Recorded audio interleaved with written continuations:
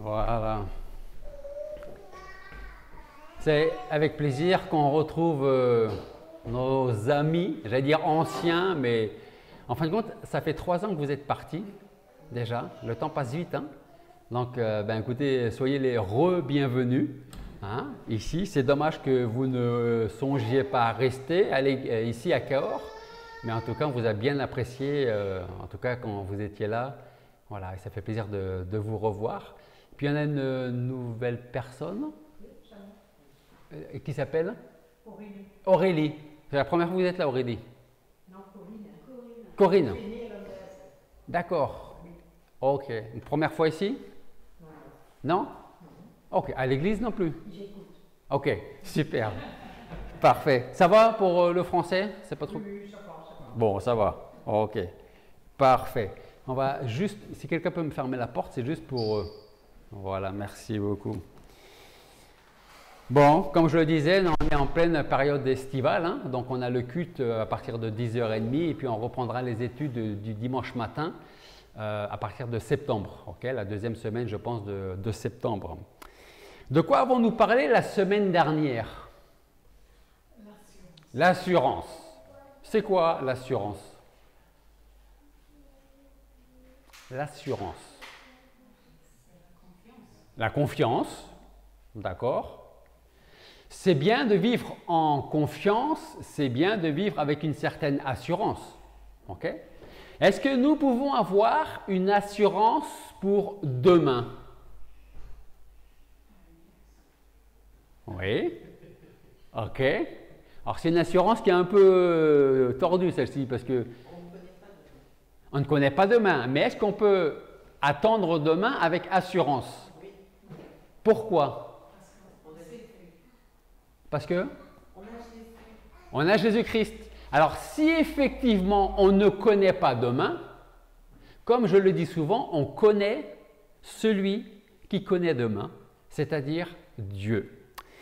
Alors, la semaine dernière, nous avons effectivement commencé notre petite série de prédications sur l'assurance. Ce matin, nous allons poursuivre cette série et je voudrais vous rappeler les 3 termes grecs qu'on trouve dans la parole de Dieu concernant le terme de l'assurance. Donc, premièrement, plénitude ou pleine assurance. Okay?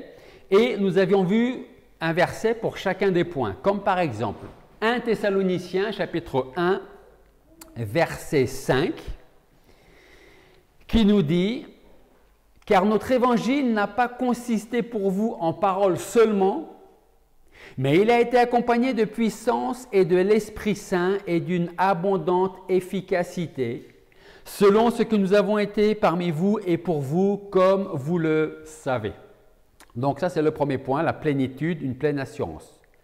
Le deuxième terme grec signifie réalité, support, garantie, pleine confiance. Alors, nous avions vu Hébreux chapitre 11, verset 1. C'est un verset que je pense beaucoup connaissent. Hébreux 11, 1. Et ça correspond à ce qu'on dit. 11, 1. On ne connaît pas demain. Et donc, on va vers demain avec la foi. Que nous dit Hébreux 11, 1? Or, la foi est une ferme assurance des choses qu'on espère, une démonstration de celles qu'on ne voit pas. Et enfin, le troisième terme grec signifie confiance joyeuse et encore une fois, assurance. Ça, c'est Hébreux chapitre 4, verset 16, qui nous dit « Allons donc avec confiance au trône de la grâce, afin d'obtenir miséricorde et de trouver grâce pour être secourus dans le temps convenable. » Voilà ce que nous avions vu la semaine dernière. Nous avions vu également, la première chose que nous avions vue la semaine dernière est le fait que notre Dieu est un Dieu vivant. On adore un Dieu qui est vivant. Et parce que notre Dieu est vivant, cela va impliquer forcément des choses dans notre vie. Nous avions vu l'exemple de David. Nous avons vu le secret de la victoire de David. C'est quoi le secret de la victoire de David? C'est que sa confiance est entièrement en Dieu. Peu importe ce qui pouvait attendre David. Et nous pouvons faire exactement comme David. C'est-à-dire, nous pouvons avoir une pleine confiance en Dieu sans savoir ce que demain nous réserve. Et puis l'autre point sur le secret de la victoire de David, c'est que puisque nous avons un Dieu qui est vivant, quand on va le prier, il va faire deux choses. La première, c'est quoi? On prie Dieu. La première chose qu'il fait, c'est quoi? Il écoute. Et la seconde,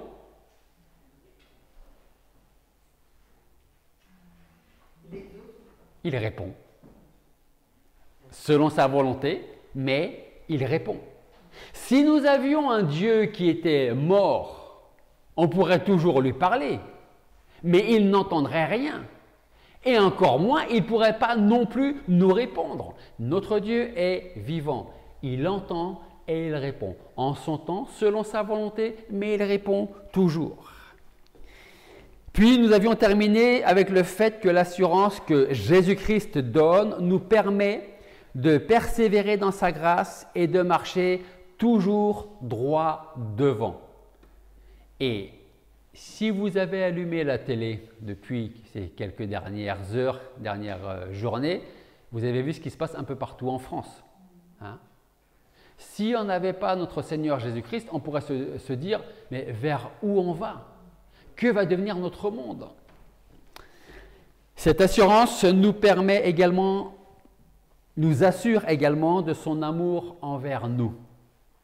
Amour qui le poussa à se donner sur la croix pour prendre sur lui nos fautes, nos péchés, afin que nous soyons rendus saints aux yeux de Dieu. C'est donc seulement en se tournant vers lui que nous pouvons trouver et connaître cette assurance que seul Dieu peut donner à travers Jésus-Christ. On peut croire que Dieu existe. On peut croire que Jésus-Christ existe. Mais si on ne se tourne pas vers lui, si on ne s'attend pas à lui, alors on ressemble à quoi? Ou à qui? À des gens qui disent « oui, je crois que Dieu existe, mais je ne m'en occupe pas. Hein » Et dans ce cas-là, que notre Dieu soit vivant ou mort, ça ne changerait rien du tout. Alors, ce matin, nous allons donc poursuivre avec l'assurance de notre salut. Qui peut dire ce matin « je suis sauvé » ? Ok. Qui peut dire « je suis sauvé et je sais que je ne perdrai jamais mon salut » ? Qui peut le dire ? Ok. Est-ce que nous pouvons parler d'assurance du salut? Est-ce que la Bible parle d'assurance du salut?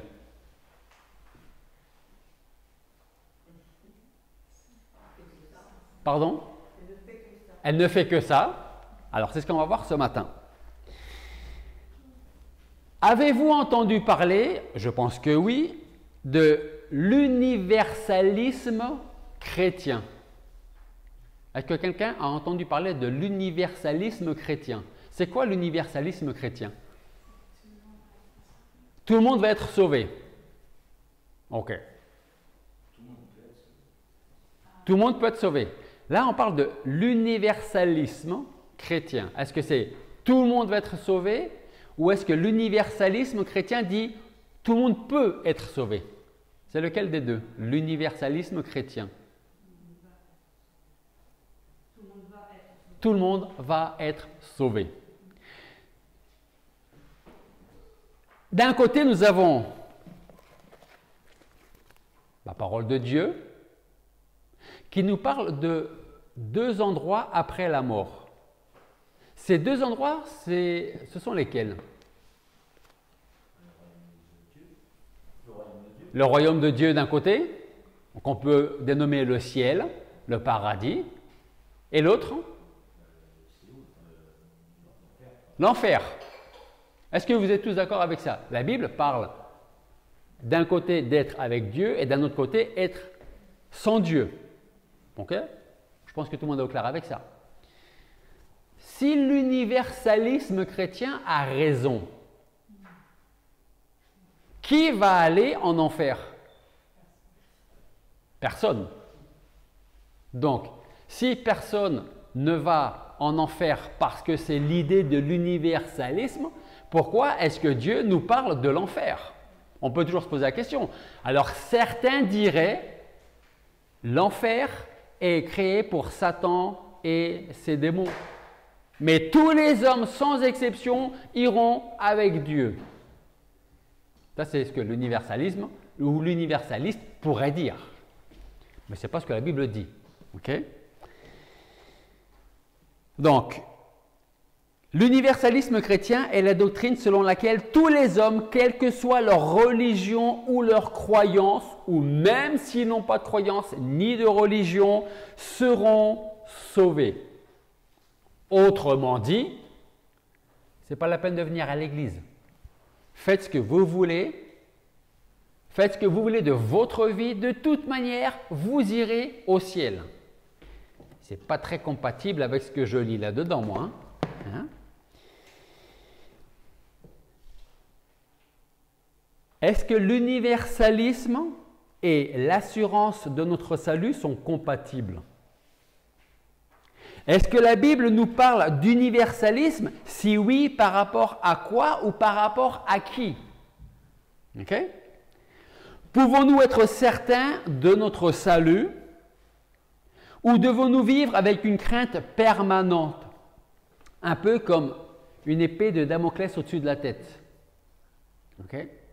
Alors, je ne vous demanderai pas si vous êtes sûr de votre salut, si vous êtes sauvé.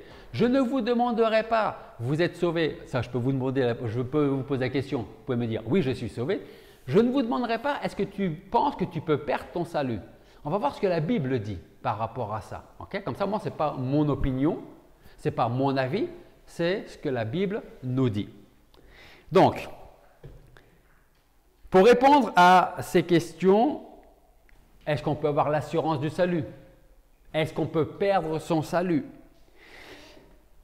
On va se poser deux questions. La première, est-ce que tous les hommes, sans exception, iront au ciel après leur vie ici-bas? Ça, c'est la première question.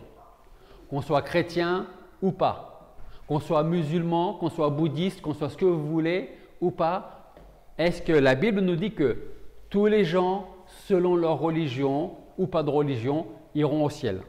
Et la deuxième question, c'est pour qui Jésus-Christ est-il mort? Okay? Donc, on va répondre à ces deux questions. Donc, la première, est-ce que tous les hommes, sans exception, iront au ciel après leur vie ici-bas? Autrement dit, est-ce que l'universalisme ou l'universaliste a raison? Je vous ai dit, je ne vais pas vous donner mon avis. Je vais vous lire ce que la Bible nous dit. Alors, si vous prenez des notes, ou vous pouvez regarder les passages avec moi, on va surtout dans l'évangile de Jean. Jean, chapitre 1, verset 12. Le temps que vous cherchez ce premier passage, je vous repose la question. Est-ce que tous les hommes, sans exception, iront au ciel après leur vie ici-bas? Jean 1, 12 nous dit: mais à tous ceux qui l'ont reçu, Jésus-Christ, il leur a donné le droit d'être faits enfants de Dieu, savoir à ceux qui croient en son nom. Premièrement, nous voyons, mais à tous ceux qui quoi? Qui l'ont reçu, qui l'ont accepté. C'est-à-dire qu'il y a une partie qui le reçoivent, qui l'acceptent, et il y en a d'autres qui ne l'acceptent pas. Jean chapitre 3, verset 36. Jean 3, 36.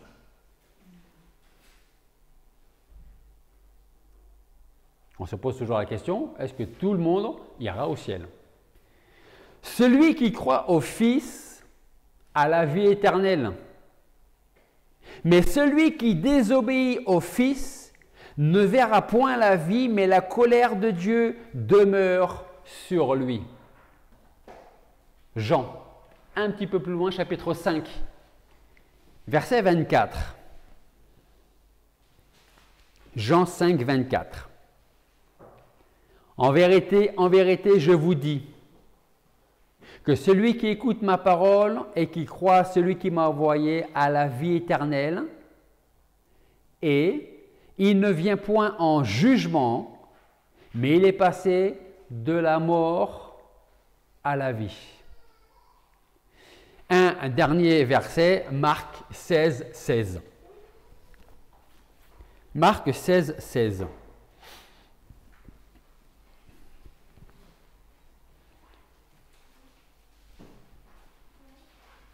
Ce passage nous dit « Celui qui croira et sera baptisé sera sauvé. Mais celui qui ne croira pas sera condamné. » Je pense qu'on a commencé à répondre à la question, est-ce que l'universalisme a raison ou pas? Il y a encore un autre passage que je voudrais voir avec vous, c'est dans l'évangile de Matthieu. Regardez avec moi Matthieu, chapitre 25.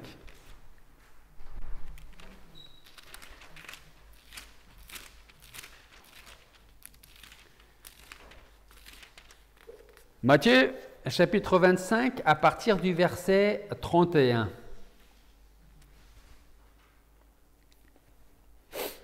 Matthieu 25, à partir du verset 31 jusqu'au verset 34. Or, quand le Fils de l'homme, c'est-à-dire Jésus-Christ, viendra dans sa gloire avec tous les saints anges, alors il s'assiera sur le trône de sa gloire, et toutes les nations seront assemblées devant lui, et il séparera les uns d'avec les autres comme un berger sépare les brebis d'avec les boucs, et il mettra les brebis à sa droite et les boucs à sa gauche. Alors le roi dira à ceux qui seront à sa droite, « Venez, vous qui êtes bénis de mon Père, possédez en héritage le royaume qui vous a été préparé dès la fondation du monde. » On va un peu plus loin, on va lire le verset 41 et le verset 46. Matthieu 25, versets 41 et 46. Ensuite, c'est Jésus-Christ toujours, il dira à ceux qui seront à sa gauche, « Retirez-vous de moi, maudits, et allez au feu éternel préparé au diable et à ses anges, et ils iront aux peines éternelles, mais les justes iront à la vie éternelle. » Rien qu'avec ces versets-là, on a complètement anéanti l'universalisme. Mais, comme le cœur de l'homme est tordu, et que quand il n'a pas envie de croire, il ne croit pas. Quand il ne veut pas accepter les vérités, il dira « non, ce n'est pas vrai », on va continuer sur l'universalisme.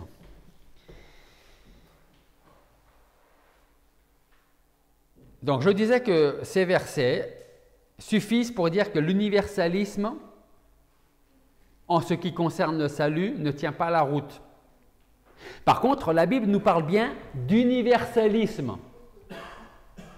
Mais sur quel point?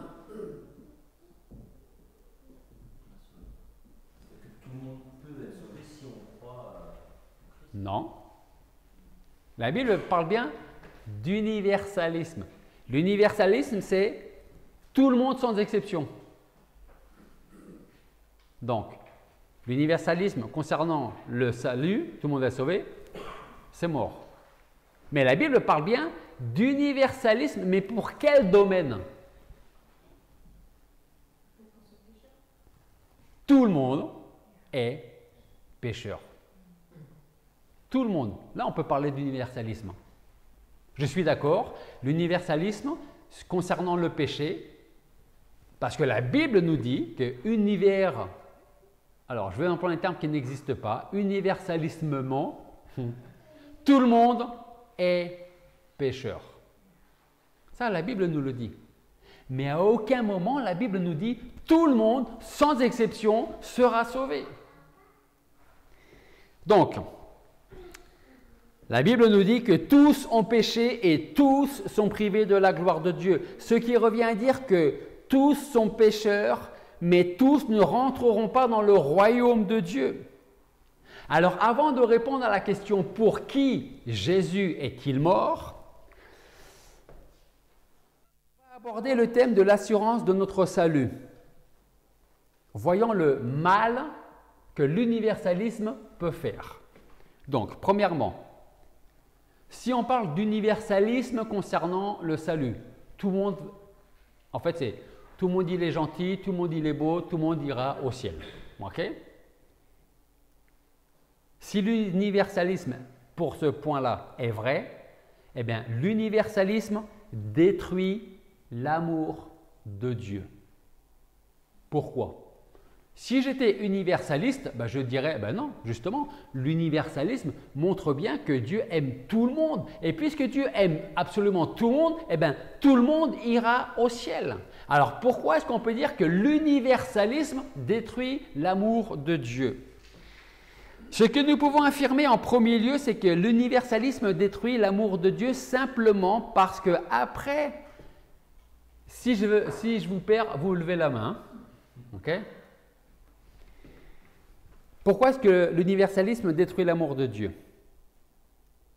Si après avoir placé la totalité du salut du pécheur, mon salut, dans le don et le sacrifice de Jésus-Christ, Dieu ne me fournit pas, si Dieu ne fournit pas au pécheur les moyens de profiter de ce qui lui a été donné.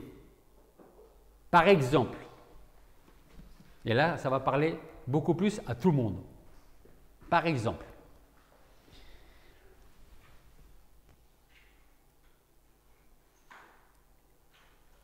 Dieu a livré Jésus tout autant pour Pharaon, Judas Iscariote, celui qui a livré Jésus, ou Hitler,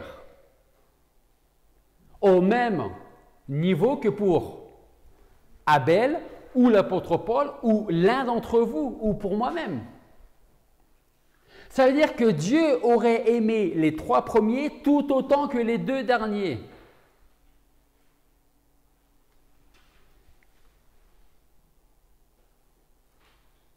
Vous me suivez toujours? Je ne vous ai pas perdu? Pas encore? Pas encore, tant mieux. Je reprends ma phrase. Dieu aurait aimé les 3 premiers. Et c'est des exemples, j'ai pris les 3 qui me venaient à l'esprit. Pharaon, Judas Iscariote, Hitler. Il les aurait aimés autant que Abel ou l'apôtre Paul. Dieu donc aurait aimé les 3 premiers tout autant que les 2 derniers, bien qu'il n'ait pas fait parvenir à 2 des premiers la publication de l'Évangile, ni fait sentir l'efficacité de son message au 3e. Est-ce que tout le monde va être sauvé? Je pense qu'on a répondu à la question. Non. Donc, quand je dis que l'universalisme détruit l'amour de Dieu, ça veut dire que, écoutez bien ce que je vais vous dire, Dieu aime autant ceux qui sont le plus proches de notre ère. Dieu aime autant Hitler, en ce qui me concerne, Franco, que moi. Vous êtes d'accord avec ça ou pas? Je vais vous redonner un autre exemple. Nos 2 jeunes qui sont là. Oui, c'est toi. Vous aimez Abel. Vous aimez Isaac. Lequel vous aimez le plus? Et pourquoi pas mon petit-fils? C'est piège, ça. Vous l'aimez? Le mien, mon petit-fils, vous l'aimez. Mais pas de la même façon, l'amour pour votre fils n'est pas le même que pour mon petit-fils. Est-ce que c'est une mauvaise chose? Non. Pourquoi est-ce que c'est normal qu'ils aient plus d'amour pour leur propre fils que pour mon petit-fils? Pourquoi est-ce que c'est normal? Mais parce que c'est leur enfant. Pourquoi est-ce que Dieu, là je je prends l'universalisme. Okay? Pourquoi est-ce que Dieu serait obligé d'aimer Hitler, Franco, c'est ceux qui sont le plus proches de chez nous, hein, par rapport à notre époque, que ceux qui sont aujourd'hui dans cette église et qui sont sauvés? C'est quand même, je vais employer un terme hallucinant de penser que Dieu aime tout le monde de la même façon. Est-ce que la Bible nous dit que Dieu aime tout le monde de la même façon? Non. Mais nous, on a envie de faire dire à la Bible ce que la Bible ne dit pas. Donc, l'universalisme, s'il est vrai, détruit l'amour de Dieu. Ça veut dire que Dieu est obligé d'aimer tout le monde de la même façon. Deuxième point, l'universalisme détruit la sagesse de Dieu. Il détruit l'amour, et là, il détruit la sagesse de Dieu. Pourquoi? Dieu n'est pas non plus sagesse, justice, puissance, fidélité ou vérité si, ayant livré son Fils pour chaque individu de la race humaine sans aucune exception, il a cependant permis à l'enfer d'exister. Dieu aurait, selon l'universalisme, aimé tout le monde de la même façon et Dieu va sauver tout le monde de la même façon. À quoi sert l'enfer? Certains vont dire pour Satan et ses démons. Mais ce que vous savez ou peut-être pas, c'est que ceux qui sont extrêmes dans l'universalisme, vous savez ce qu'ils pensent? Eh bien, les extrêmes dans l'universalisme pensent que à la fin de tout, quand Christ va revenir, il y aura une nouvelle rédemption et tout le monde, y compris Satan et les anges, seront sauvés. Alors, vous voyez jusqu'où ça peut aller? Hein?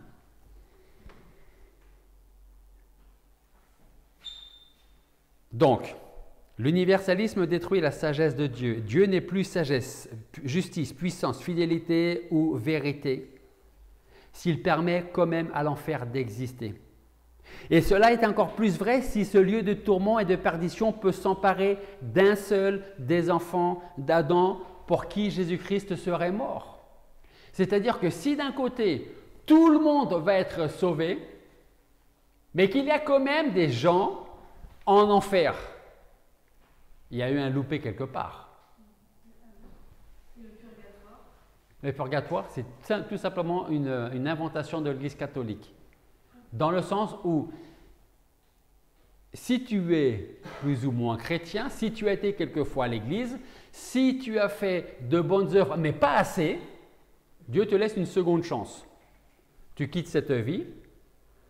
Alors Marlo, voyons voir Marlo, je vais regarder ta vie, tac, tac, tac, tac, tac, tac, ok d'accord, tu vas passer 5 ans au purgatoire. Et après ces 5 ans que tu t'es racheté, tu pourras rentrer à la maison. Ça, c'est une invention pure et dure de l'Église catholique. Il n'y a rien, même pas une idée de purgatoire dans la parole de Dieu. Par contre, qu'est-ce que nous a lu Lionel ce matin en hébreu? Je crois que c'est ce matin qu'il a lu. Il est permis aux hommes de quoi? Enfin, il est réservé aux hommes de mourir une seule fois. Après quoi vient quoi? Le jugement. Ou avec moi, ou loin de moi. Rien d'autre. Plus encore, toujours sur le deuxième point. Où peut se trouver la sagesse de Dieu dans un plan de salut qui permet à la position ou à la volonté de l'homme de rendre inefficace le décret de Dieu? Est-ce que quelqu'un peut me rappeler ce qu'est un décret? Alors, une loi, on peut dire que c'est une loi. Un décret, on peut dire que c'est une loi. Alors, avant que ce soit l'application de la loi, c'est je décrète ceci et cela et cela. Je décrète que vous avez le droit de faire ceci et je décrète que vous n'avez pas le droit de faire cela. OK? Qui est en position de faire un décret? Quelqu'un qui a une autorité. OK? Ça peut être les parents à la maison parce qu'il y a les enfants. Et si dans une maison avec des enfants, il n'y a pas de règles, eh bien bon courage les parents. Hein? OK? Mais dans la société, c'est exactement la même chose. S'il n'y a pas de décret, s'il n'y a pas de loi, vous voyez ce qui est en train de se passer aujourd'hui en France. Imaginez s'il n'y avait pas de décret, s'il n'y avait pas de loi. Ce serait comme ça tous les jours et toutes les nuits. Donc, est-ce que Dieu n'avait pas prévu que l'homme allait s'opposer à justement son décret? Un décret concernant Dieu et le salut. Vous voulez être sauvé? Reconnaissez vos péchés. Tournez-vous vers Jésus-Christ. Demandez-lui pardon avec un cœur reconnaissant, avec un cœur sincère. Et je vais redire ce que j'avais déjà dit il y a quelques semaines, avec une véritable repentance. Mais attention, parce que la repentance, ce n'est pas quand on pleure, c'est quand on change. C'est ça la repentance. Ce n'est pas simplement pleurer, donc j'ai demandé pardon. La repentance, ce n'est pas quand on pleure, c'est quand on change. Donc le décret concernant le salut, Dieu nous dit très bien, abandonnez vos péchés, tournez le dos à votre péché et venez et marchez avec moi. Est-ce que Dieu ne savait pas que l'homme allait s'opposer à ce décret-là? Je ne sais pas si vous êtes toujours dans Jean, en tout cas je vous invite à retourner dans Jean. Jean chapitre 1 verset 11. Jean chapitre 1 verset 11.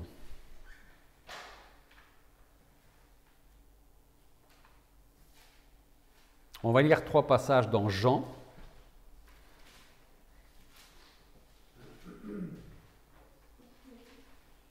Voilà, les pages ne tournent plus, tout le monde a trouvé. Jean 1, 11. Jésus-Christ, c'est il est venu chez les siens et les siens ne l'ont pas reçu. Jean chapitre 3, verset 19. Jean 3, 19. Et la cause de cette condamnation, c'est que la lumière est venue dans le monde et que les hommes ont mieux aimé les ténèbres que la lumière parce que leurs œuvres étaient mauvaises. Jean 5, 40. Jean 5, 40.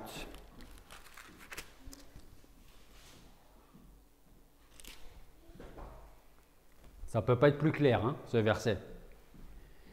Et vous ne voulez pas venir à moi pour avoir la vie.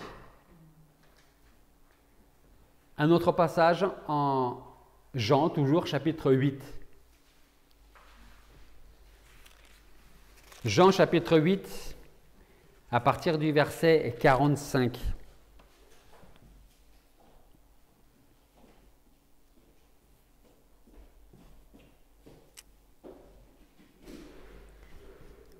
Jean 8, 45 à 47. Mais parce que je dis la vérité, vous ne me croyez pas. Qui de vous me convaincra de péché? Et si je dis la vérité, pourquoi ne me croyez-vous pas? Celui qui est de Dieu écoute la parole de Dieu, c'est pourquoi vous ne les écoutez pas, parce que... Quelqu'un peut me lire la suite? Parce que vous n'êtes pas de Dieu. On n'a pas parlé d'universalisme juste avant? L'universalisme, concernant le salut, si on est tous sauvés, ça veut dire qu'on appartient tous à Dieu. Vous êtes d'accord avec ça, avec ce principe. Mais là, qu'est-ce que Jésus lui-même, qu'est-ce que Dieu lui-même nous dit? Vous n'êtes pas de Dieu, ou si vous préférez, vous n'appartenez pas à Dieu. Troisième point, l'universalisme détruit la justice de Dieu. Quelle est la signification de ce troisième point? On va aller en Hébreux chapitre 9.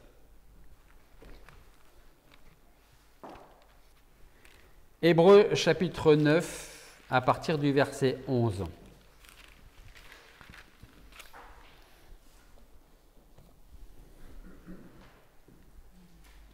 Hébreux 9, 11 à 15. Mais Christ étant venu comme souverain sacrificateur des biens à venir, ayant passé par un tabernacle plus grand et plus parfait, qui n'a point été fait de main d'homme, c'est-à-dire qui n'est point de cette création, et est entré une seule fois dans le Saint des Saints, non avec le sang des boucs et des veaux, mais avec son propre sang, ayant obtenu une rédemption éternelle. Verset 13. Car si le sang des taureaux et des boucs et la cendre de la génisse qu'on répand sur ceux qui sont souillés les sanctifie quant à la pureté de la chair, combien plus le sang de Christ qui, par l'Esprit éternel, s'est offert à Dieu lui-même, sans tache, purifiera-t-il votre conscience des œuvres mortes, afin que vous serviez le Dieu vivant. C'est pourquoi il est médiateur d'une nouvelle alliance, afin que, la mort intervenant pour l'expiation des péchés commis sous la première alliance, ceux qui sont appelés reçoivent la promesse de l'héritage éternel. Si l'universalisme a raison, alors il n'y a plus de place pour la justice de Dieu à travers le sacrifice de Jésus-Christ. Pourquoi ?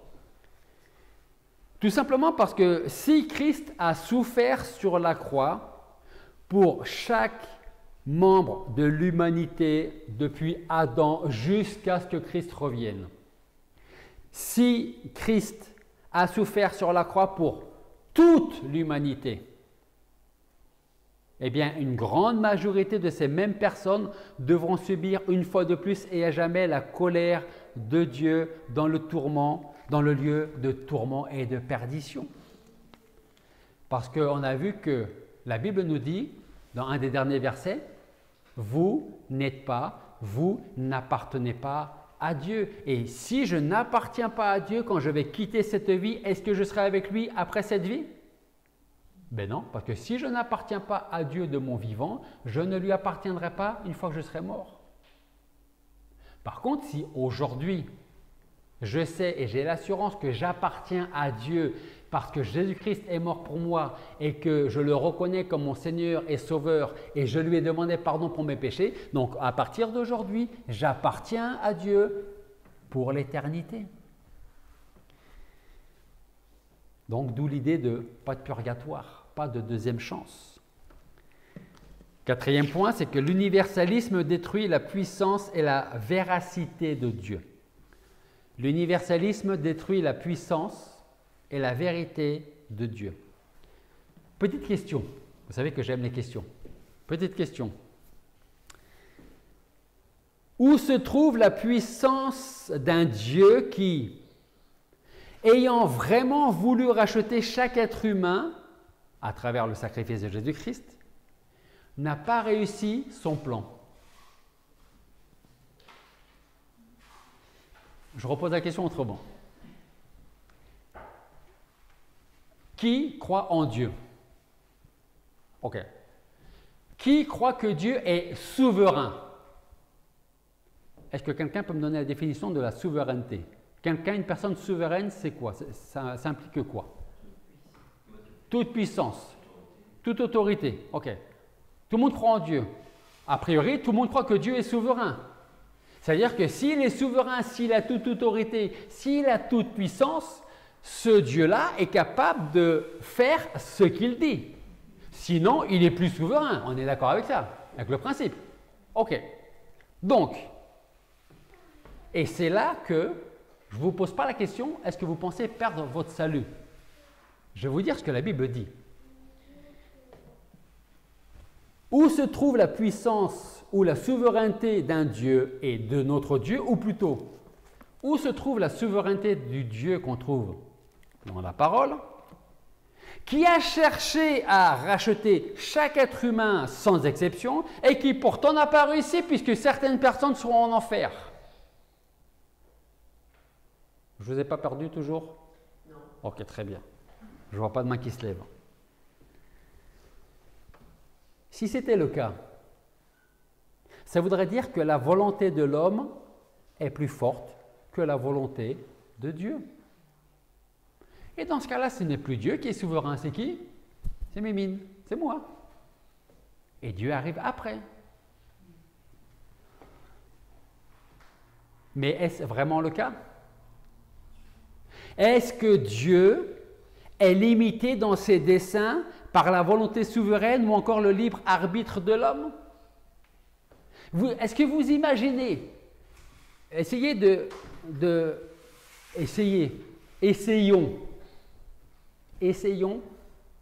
Alors, je veux pas. C'est quoi le terme?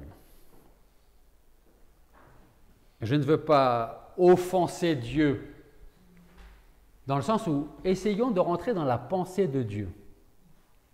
Ok? Je vais le sauver lui, ou elle.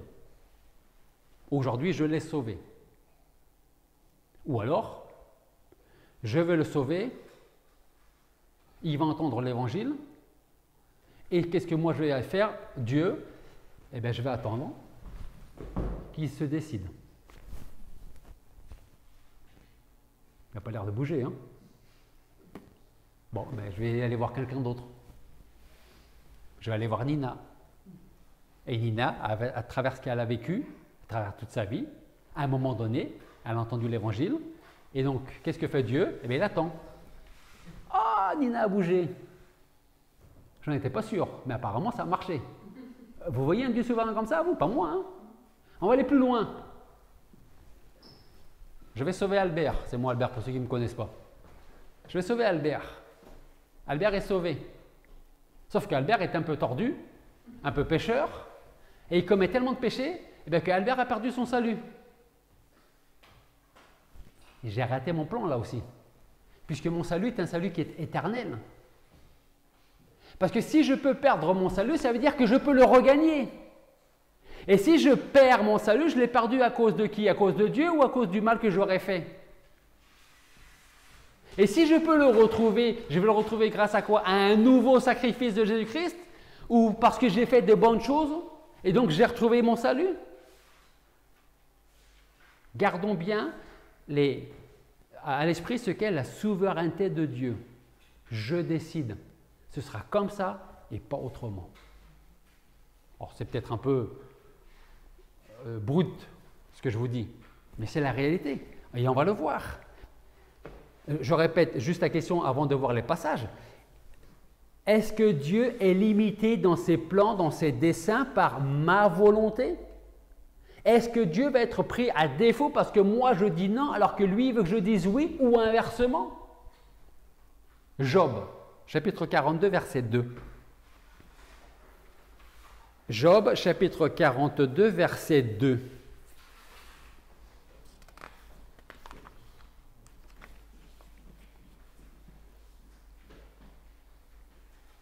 Que nous dit Job dans ce passage? 42, verset 2.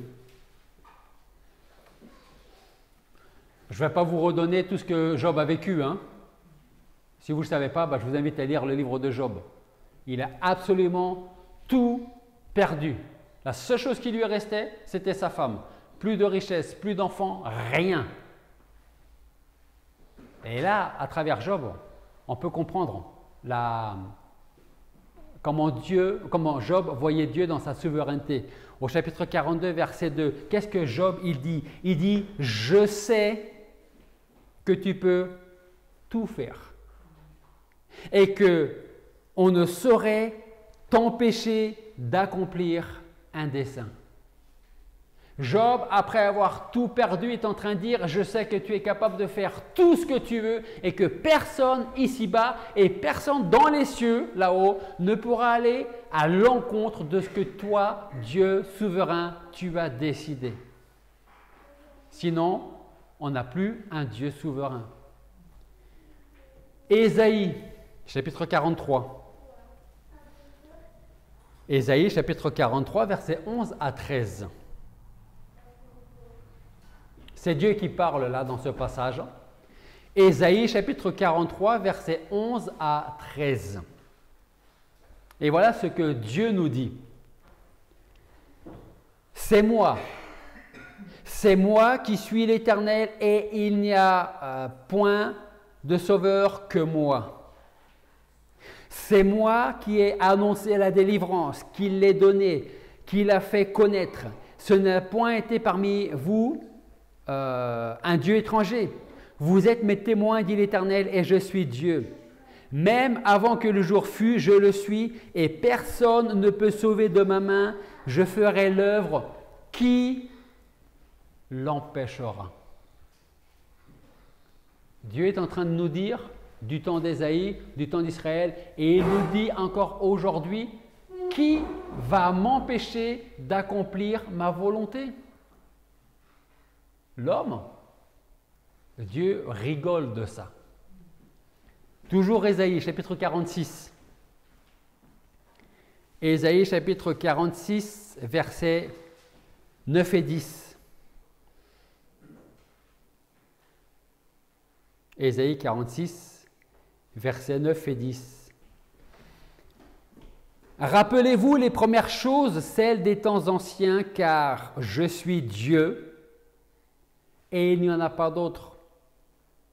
Je suis Dieu et il n'y en a pas d'autre comme moi. Et qu'est-ce qu'il nous dit après? Verset 10. Et ça, c'est important parce que ça détruit encore plus l'universalisme. Et ça nous donne, là ce matin, nous sommes dans l'assurance de notre salut. Dieu voulant, on verra l'assurance d'un royaume, l'assurance d'une belle vie. Mais ce matin, nous sommes dans l'assurance du salut. Que nous dit Dieu dans le verset 10? Il dit: j'annonce dès le commencement ce qui doit arriver et longtemps à l'avance ce qui n'est pas fait encore. Et moi, Dieu, je dis que mon dessein tiendra et j'exécuterai toute ma volonté, sans exception. Je n'ai pas besoin de votre avis. Je n'ai pas besoin de vous demander si vous êtes d'accord, si vous n'êtes pas d'accord, si c'est bien, si c'est pas bien. Ce n'est pas vous qui êtes souverain, c'est moi. C'est moi le créateur. Vous, vous êtes les créatures. Est-ce que j'ai besoin de votre avis pour savoir ce que je fais est bien ou pas bien? Non. Et concernant le salut, parce que c'est le thème de ce matin, l'assurance de notre salut, c'est comme si au verset 10, on pouvait dire « J'annonce dès le commencement qui va être sauvé. J'annonce ce qui doit arriver et longtemps à l'avance ce qui n'est pas encore fait. Et je vais exécuter tout ce que j'ai prévu de faire. Et rien, ni personne ne pourra aller à l'encontre de ce que j'ai décidé. Et vous voulez que je vous dise quelque chose? Ça, c'est mon Dieu. Moi, je n'ai pas envie d'avoir un Dieu qui attend notre avis. Je ne veux pas d'un Dieu qui, bon, il a l'air de résister, je vais changer mes plans. Je le laisse ou je la laisse tomber, je vais aller voir quelqu'un d'autre. Quand Dieu a décidé de mettre le doigt sur vous, il mettra le doigt sur vous, que ce soit pour votre salut, pour un salut éternel. Il mettra le doigt sur vous pour vous arrêter. Il mettra le doigt sur vous pour vous dire maintenant, tu ne veux pas écouter? Eh bien, je vais t'asseoir sur une chaise et je vais t'expliquer les choses. Et croyez-moi, vous serez obligé d'écouter. Ça, c'est le Dieu que nous avons. On a déjà parlé de ça, mais du coup, par rapport au libre arbitre, Oui. il n'y a pas de libre arbitre. Il n'y a pas de libre arbitre concernant le salut. Tu es libre de venir à l'église avec ta famille ou pas. Tu es libre de le faire. Et heureusement, je ne dois pas vous appeler tous les samedis soirs pour vous dire, n'oubliez pas que demain c'est dimanche. Il y a un libre arbitre concernant les choses courantes de la vie. Vous pouvez venir à l'église, vous êtes libre de venir ou de ne pas venir. Mais concernant le salut, il n'y a pas de libre arbitre, tout simplement parce que Dieu nous dit, Jésus-Christ nous dit, on l'a vu, vous ne voulez pas venir à moi pour avoir la vie éternelle. Donc, comme Dieu a le plan de te sauver, tu ne veux pas venir, t'inquiète pas, on va s'en charger. Et crois-moi, tu vas venir, d'une façon ou d'une autre. Il y a le libre arbitre pour les choses courantes de la vie, pas en ce qui concerne le salut. C'est bien marqué, cherche et tu trouveras. Bien sûr. Mais c'est-à-dire que chercher, c'est une démarche personnelle. Oui, tout à fait. Mais si le Saint-Esprit ne met pas cette démarche personnelle dans ta vie, tu ne le feras pas. Oui, donc c'est Dieu qui a décidé. Absolument. Cinquième point, dernier point. L'universalisme détruit l'œuvre de Christ. L'universalisme détruit l'œuvre de Christ. Qu'est-ce que je veux dire par là? Ce que nous pouvons dire, c'est que si l'universalisme détruit quasiment tous les attributs de Dieu, il en est de même en ce qui concerne les attributs de son propre Fils. Jésus se dépeint en effet comme celui qui s'est donné pour ses brebis. On peut voir dans Jean chapitre 10 par exemple, alors on ne va pas lire le passage, mais c'est le chapitre 10 de l'évangile de Jean, c'est Jésus qui se montre comme le bon berger. Il dit, j'ai des brebis, je vais aller chercher les brebis qui m'appartiennent. En Jean chapitre 17, c'est la prière sacerdotale. Et il dit, Jésus parle avec son Père, et il dit, tous ceux que tu m'as donnés, je les ai pris. Et je te prie pour eux, je ne te prie pas pour le reste du monde, je te prie pour ceux que tu m'as donnés. Si l'universalisme a raison, la prière de Jésus en Jean 17 n'a aucun sens. Jésus dit en Jean chapitre 17, quand il prie pour nous à Dieu le Père, il dit « J'ai sauvé, j'ai gardé ce que tu m'as donné ». Et il dit « Je prie pour eux, pas pour les autres ». Il n'y a plus d'universalisme là. Donc, Jésus se dépeint en effet comme celui qui s'est donné pour ses brebis, pour l'Église. Alors, si l'universalisme a raison, où est passée l'œuvre de son cœur si ces mêmes âmes et chacune d'entre elles ne goûteront jamais à l'œuvre de Christ? Si l'universalisme a raison, on doit tous aller au ciel. Mais Jésus nous dit, vous n'irez pas tous au ciel. C'est aussi simple que ça. Si l'universalisme a raison, alors on peut dire sans aucun problème qu'il n'y a pas de fraude ou d'inconstance dans le cœur de Christ, parce qu'il se serait donné pour tous les enfants d'Adam. Mais est-ce que la Bible nous dit que Jésus-Christ est mort pour tout le monde sans exception? Ça, c'est la deuxième question, hein, mais qui va durer beaucoup moins longtemps, ne vous inquiétez pas. Si l'universalisme a raison, tout le monde va au ciel. Qu'est-ce qu'on a lu en Matthieu chapitre 25? Si l'universalisme a raison, alors Jésus ne pourra pas dire un jour « Retirez-vous de moi, maudit, et allez dans le feu éternel, car je ne vous ai jamais connu. » Si donc Christ est mort pour tout le monde sans exception, pourquoi est-ce qu'un jour, ou à qui va-t-il dire un jour « Retirez-vous de moi, maudit, et allez dans le feu éternel, car je ne vous ai jamais connu. » En fait, personne, de par sa nature, ne veut et ne peut venir à Christ et le recevoir comme son Seigneur et Sauveur. Car personne ne veut voir ses péchés en face et se détourner. Voilà pourquoi Jésus nous dit en Jean 5, 40, « Vous ne voulez pas venir à moi pour avoir la vie éternelle, parce que vous en êtes tout simplement incapables. » C'est ce que Paul dit en Romains chapitre 8. Notre nature est inimitié contre Dieu. C'est pire qu'être ennemi. Paul le dit, Jésus, et moi ça me suffit, le dit. Vous ne voulez pas venir à moi pour avoir la vie éternelle. Alors, la deuxième question, et je termine avec ça. Dans ce cas-là, si Jésus n'est pas mort pour tous les hommes sans exception, pour qui est-il mort? Eh bien, on va regarder l'évangile de Jean, et on va terminer avec ça. Jean chapitre 6, verset 39. Jean 6, 39. On va répondre à la question, pour qui Jésus-Christ est-il mort? Jean 6, 39. Or, c'est ici la volonté du Père qui m'a envoyé. Et c'est quoi la volonté du Père?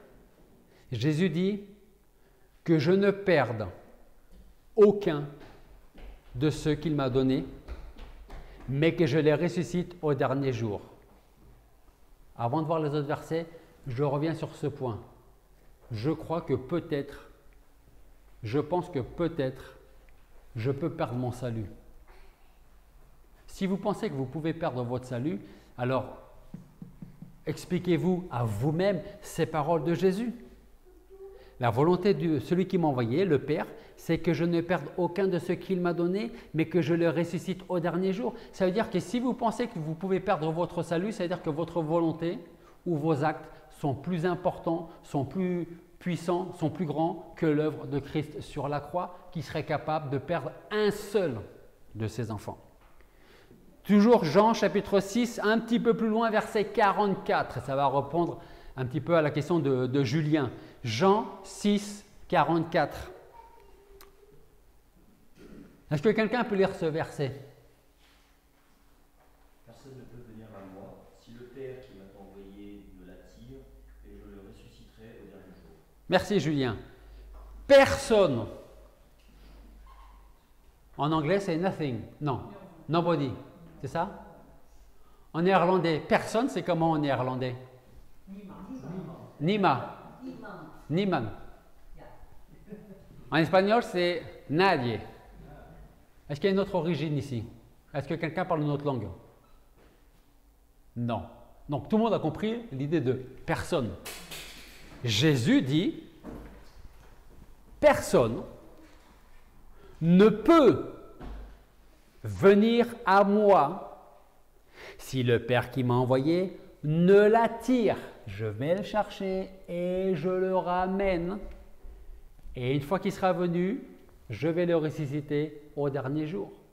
Le mot pour attirer ici, si le Père qui m'a envoyé ne l'attire, le terme attirer, c'est l'action de prendre un seau avec une corde, de le jeter dans un puits pour que l'eau rentre dedans. Et qu'est-ce qu'on fait une fois que l'eau est rentrée dedans? On tire pour récupérer l'eau. C'est exactement le terme qui est utilisé ici. Je vais le chercher, je le prends, je le tire et je vais lui parler. Jean, toujours chapitre 6, verset 65. Jean 6, 65. C'est à cause de cela que je vous ai dit que personne ne peut venir à moi si cela ne lui a pas été donné par mon Père. Dieu avait un plan, celui de sauver son peuple de ses péchés. Ça, c'est le plan de Dieu. Il y a ensuite le travail de Jésus-Christ. Je vais donner ma vie sur la croix pour le peuple de mon Père, pas pour tout le monde sans exception. Et le travail du Saint-Esprit, vous savez c'est quoi? Le Saint-Esprit va aller dans le cœur de la personne qui doit être sauvée, et le Saint-Esprit va travailler dans la vie, dans le cœur, dans la pensée de celui qui doit être sauvé, et cette personne sera sauvée. Jean chapitre 10, versets 28 et 29, et on termine avec ça. Jean chapitre 10, versets 28 et 29. Rappelez-vous, nous sommes en train de parler de l'assurance du salut. Si nous pensons qu'on peut perdre son salut, c'est qu'il n'y a pas d'assurance de salut, forcément. Jean 10, verset 28 dit « Je, moi Jésus, leur donne la vie éternelle et quoi? Elles ne périront jamais et nul ne les ravira de ma main. » Verset 29 « Mon Père qui me les a donnés. » Tiens, pour bien comprendre ça. Alors Nina, je te donne pas parce que c'est un dessin de ma petite fille quand elle était plus jeune qu'elle m'a donné. Ok, mais admettons, je te le donne pas Nina, tu ne mets pas dans ta Bible. Hein. Admettons que je te le donne. Oui. Pourquoi est-ce que je peux dire je lui donne? Parce que tu l'as en ta possession. Pardon? Parce que tu l'as en ta possession. Pas parce que je l'ai en ma possession. Pourquoi est-ce que je peux dire je te le donne? C'est comme faire un cadeau. Non. C'est vrai. On veut faire un cadeau. Elle accepte le cadeau. Mais pourquoi est-ce que moi je peux dire je te le donne? Tout simplement parce que ça m'appartient.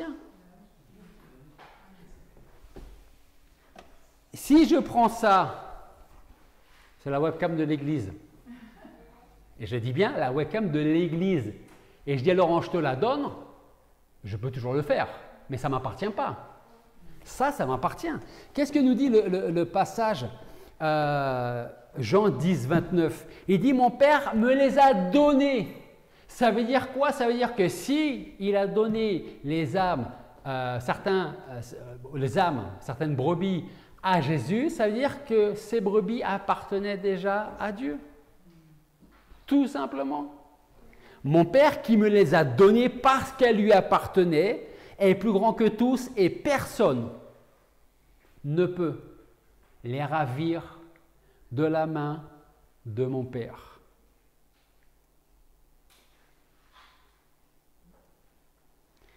Que nous dit le verset 28 à la fin? Quelqu'un peut me relire le verset 28?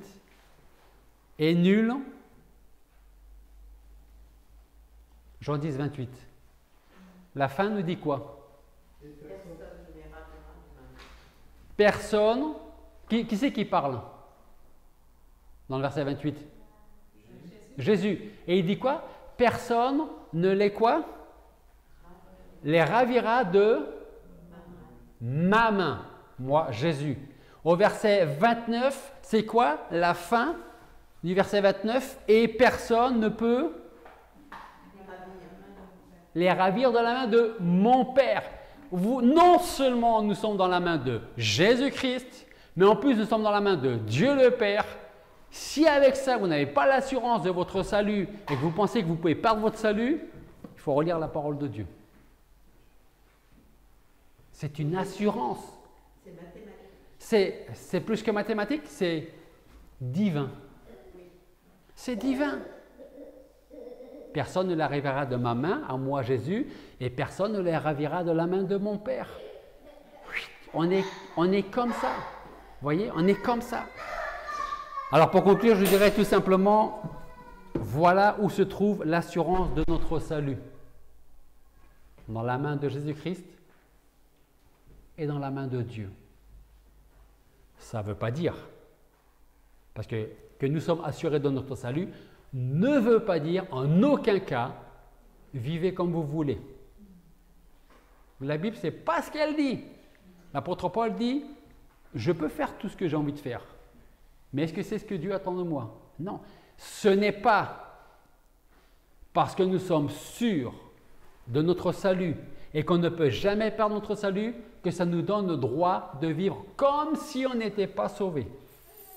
Parce que une chose est certaine, c'est que tous ceux qui sont vraiment sauvés chercheront d'une façon ou d'une autre à plaire à Dieu. Parce que quand on est sauvé, quand on réalise que c'est Dieu qui nous a aimés, que c'est Dieu qui nous a donné à Jésus-Christ, qu'il est mort pour nous, on ne va pas vivre comme on vivait avant, d'être dans une des deux mains. Prions.